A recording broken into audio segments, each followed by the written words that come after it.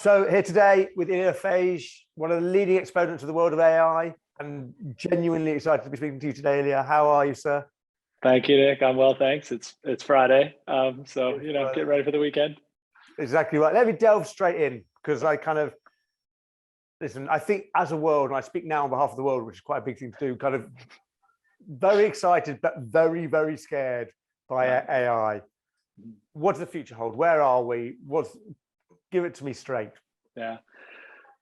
I mean, it's hard to say precisely. AI is like a general purpose technology that can do so much. So I think it will transform society, the economy, people's lives, etc., in a bunch of different ways. And there will be challenges. I think there's probably two interesting things to say that people aren't really talking about front and center. One is that this will take a while, right? It'll be transformative, but it's not happening next year. It's probably happening like in the next decade or two. And maybe the second thing I'd say is one of the ways this will happen, which also helps you kind of understand why it might take a decade or two. So the thing that is closest to the work that I do and that I feel like I sort of have the kind of cleanest understanding of is how AI is going to transform organizations and businesses in the economy. So it's sort of harder to say how it's going to change individual consumers interacting with internet apps and stuff like that. But just think about organizations in the economy, which is the economy, right? It's like everyone. So big scope. A bunch of organizations these days are sort of thinking, well, where is this AI transformation, that people have been talking about? I've built a couple models and they don't really do that much for me. And I paid a lot of money to hire some PhDs and, we've seen this before with other technologies that the transforming the economy takes decades, replacing steam with electricity. The first thing they did is they just ran wires through the steam shafts, didn't change anything else. And everyone was like, why did I just spend all that money on those wires? Because I've actually not got a big ROI. It kind of comes, the benefit comes when you completely rearrange the factory and use the fact that electricity allows tiny machines that you can turn on and turn off. And you can now organize a factory around a production line and each worker is now sitting beside each other rather than organized along the steam shaft or something. So this transformation takes a while, and the same is true with AI. So you have these point models there's great examples of terrible examples using AI to screen people's CVs to decide whether or not they should get hired or something. We don't need to get into it, but that's probably a bad idea. AI just looks for correlations. So just reading a CV and making a call is going to be super problematic and not that helpful. There are models though that do seem kind of incredible, like these giant language models that eat up 500 billion words scraped from the internet and have billions of parameters and can basically speak and do reading comprehension and answer questions. And those will, as point models, those will sort of will be sort of, I think, quite transformational for a few use cases. But I think the place where the real change is going to come from is when you bring a bunch of AI models together into an organization of models. So let me just give an analogy. Well, it's hardly even an analogy. Take people, humans, right?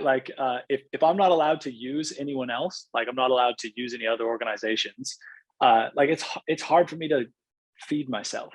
If I go to the grocery store, all of a sudden that's an organization that has got a bunch of chicken and put it into some styrofoam and plastic, and that makes my life really easy. But if I don't have access to that, I can forage some apples. But organizations of people can put a person on the moon. So the humans are the super species because of our ability to come together. Exactly. We're not super smart, we're super social. And so when we get together and organize ourselves and split up tasks, like organizations of humans can just do like mind-bogglingly impressive things. The same is going to be true for AI algorithms. So each individual model might be, it's definitely not going to be sentient. It's going to be a lower brow, crappier model than these crazy language models. It needs to get a bit of causality right so that it's not too naive and safe and so on. But you just bring all these models together and you into an organization of models that sort of meshes with an organization of people. And all of a sudden you've got a super intelligent AI that can like plan a supply chain, like massively reduce costs, like drive a huge amount of efficiency, reduce waste, reduce CO2, like do more. And it's not because like the AI was so smart. It was because the organization of the AIs was so smart. And that way it like interacts with humans really well. Okay, so let me ask you, because kind of having heard all that, one thing that springs to mind immediately is certainly pre-pandemic, the conversations was about kind of AI is going to revolutionize everything. You're all, no one's going to have a job. You've got to find something else to do, et cetera, et cetera. Kind of what you said to me is, A, that's not going to happen, basically. B, it's going to happen in the kind of a long way off. But most importantly, what's interesting to me is, does that frustrate you? Is it a sense of kind of you're getting it wrong from the outset and the media are playing this wrongly, and because of that, it's almost setting back what we can do? Yeah, great question. I mean, it's like the standard question, but the personal version is interesting. So yeah, of course, I think if anything, these things will happen much more slowly than are often discussed. And with this story I'm kind of telling about, the main transformation is just organizations becoming intelligent organizations with these like bringing together AI algorithms. Like those organizations are going to like efficiency means it can mean like automation and reducing the amount of tasks humans have to do, but efficiency also means growth. So like I don't really know how it's going to play out, but it's not dead obvious that more efficient organizations mean a smaller labor force. In fact, sort of why would it? Like really what an economy wants to do is like maximize the possible output. And when every company is more efficient, they're just going to invest more, hire more people to do different tasks. And even if each person is more leveraged, it doesn't mean you'd have fewer. However, of course, like I'm not trying to say there'll be no pain, right? Like the transition will mean people are, there's more people will spend their time QAing or quality assuring like an AI or an AI system rather than like making spreadsheets or whatever they perhaps used to do. So I like it's going to be a bit of a wash. My guess is there won't be any significant, at least in the next 10 years as we transition to intelligent organizations. Maybe when we have like super intelligent AI that just does everything for us, but I don't know when that's going to happen. So I don't necessarily think there's going to be a huge universal basic income and everyone without a job. I don't even necessarily think that'll be true. And then does the discussion like how does it affect sort of my life and work and so on? I think the main thing is that I think it can be a distraction. I've done a lot of work on AI safety, like actually, especially from a technical standpoint, making sure that these machine learning algorithms are fair and robust and explainable and private and so on. And so when I'm trying to talk about like a subtlety, something that practitioners are getting wrong with explainability or with bias or something, as soon as the conversation like goes to jobs or something, sometimes like, okay, we can talk about this, but like actually there's a problem here that like banks are using biased algorithms now. So we could talk about that, or we could like talk about this sort of more doomy discussion. Okay, so let me ask you kind of as a business for myself, I'm reading about that and I'm looking at the world and I do understand that AI is going to transform whatever I do. Right now, how should I be looking at it? How do I weigh up the commercial viability of everything against the need to be kind of there at the cutting edge and everything like that? Yeah, great question. I think honestly, I'll get into your question specifically, but just at a high level first, that's the great thing I think about this this kind of transition that I'm describing, where sort of every organization just like sort of slowly becomes an intelligent organization and sort of actually changes the way they operate, and like really kind of meshes with like an AI version of them, like a version of their own processes or whatever it is. The great thing about that is I think everyone's going to have to think about AI. Like, it's not like AI is going to happen to people. Like every manager, leader, whatever, every team is in 10 or 20 years is going to be working beside like a set of models, a set of intelligence that helps them do their jobs better. And so if you believe that, which I certainly do, then the question is just for almost everyone, is just when is the right time for you to start thinking about the steps on that journey? Like you don't have to get there now, but like, what's the first step? What's the second step? Like, how can you bring in data and intelligence into like your everyday processes? And it's not a rush. Like, you've probably got five years or something, 5 to 10 years, but like everyone should be thinking about it. And that's kind of exciting, right? It's not just like big tech gets all the AI. It's like everyone needs to.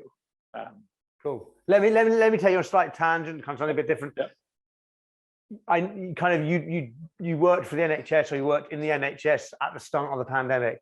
Tell us a bit about your experience. Tell us a bit about what you're up to, and tell us what you learned being in that environment, especially, I suppose, as we come back to the office and we're all kind of getting back to office environment. Sure. Yeah, well, I should say, working 2020, working with the NHS was unambiguously the most challenging and most rewarding work I've ever done in my life, and both of those things. So what I'll just tell you the kind of the phases of how the work we did transpired. It's kind of fascinating. So there's like the beginning of the beginning, sort of early March 2020, when there was like a virus in China, and it was sort of like springing up in Italy, but no one really knew what was going to happen. And my wife was 8 months pregnant, and I was like missing my NCT classes on the weekend to go to like all-day workshops on a Saturday with leaders from the NHS, from academia, from various kind of industry partners, just thinking through like, what are the potential scenarios? What are the impacts? What can we do to mitigate? And it was just like a movie, like it was surreal. I was supposed to be like learning about the nitty gritty of like modern childbirth. And instead I was like, okay, well, there could be tens of millions. Yeah, exactly. Like, so that and it was fascinating, because these are like, incredible leaders across industry and the NHS and so on. And no one, or at least my perception, at least I didn't really have any idea what was coming. So that was just very surreal. And then the beginning, so not the beginning of the beginning, but the beginning was then the NHS just had a all hands on deck call. So a bunch of industry, a bunch of people from across government seconded, like just everyone showed up like at NHS HQ. And we brought a big team in, and it was like, it was kind of chaotic, right? It was clear that they needed help, and it was kind of clear that like doing something important like 3 times is better than 0 times. So it wasn't like, let's coordinate so that like everything is all in sync. It was like just figure out the right thing to do. We don't know. And so there was like big egos from like big tech, and like people coming in, like tons and tons of different people with different agendas, and it was a lot of chaos. And that's when we started with our forecasting. Like, we sort of had this hypothesis, which was, it's really hard to know what's going to happen in 6 months, but what the NHS needs right now is like headlights at night. You know, you're driving at night. I don't know what exit to take, but if your headlights are working, you won't drive off the road. And so we created these forecasts for all the kind of key resources, so like oxygen, ventilators, PPE, workforce, and so on.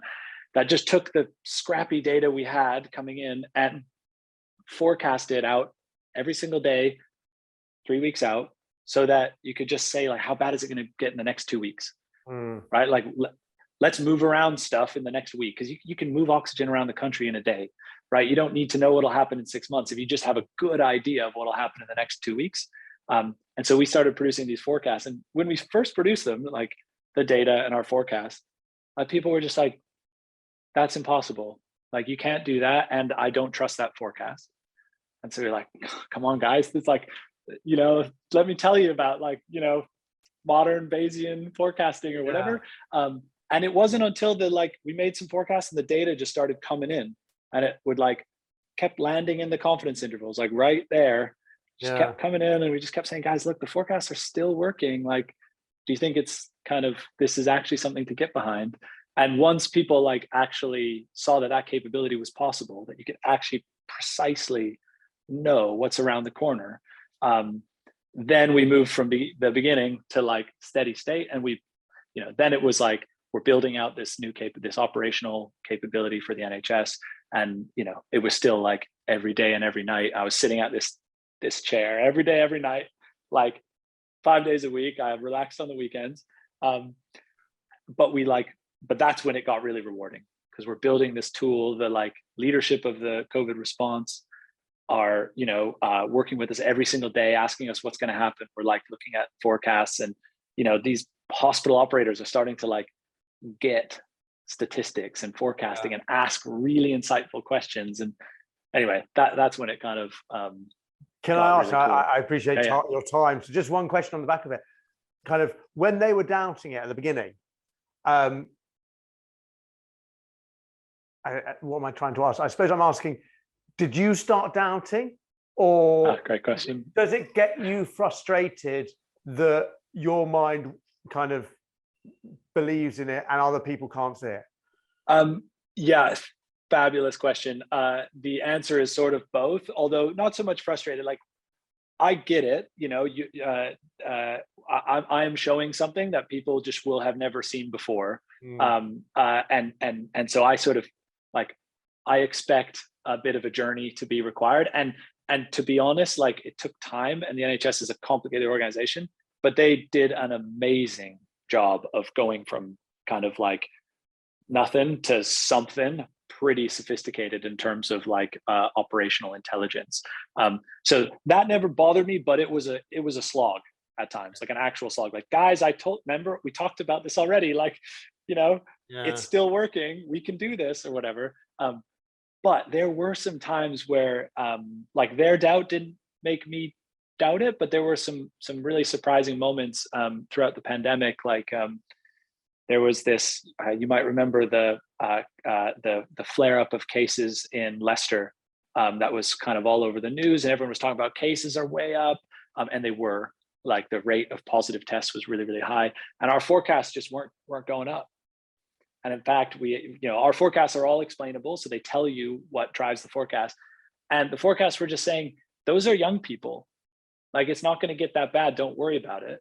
And sort of, you know, the COVID response was sending more and more testing to Leicester, and there were some actual like upticks coming in the southeast, that like you couldn't see in the testing data because it was a small fraction of just much older people, and the forecasts were ticking up there, but not Leicester. And I was like, oh, is this us? Are we wrong? And then like things played out, and indeed, like Leicester had a big uptick in cases, but not a massive hit on hospitals. And there's a couple other stories like that in other places. Yeah, Genuinely, it's fascinating. I think kind of almost the synergy of talking statistics and everything that's going on, and kind of us learning as a general public about AI and how kind of, it's just, I would love to spend hours talking about it, but I appreciate time.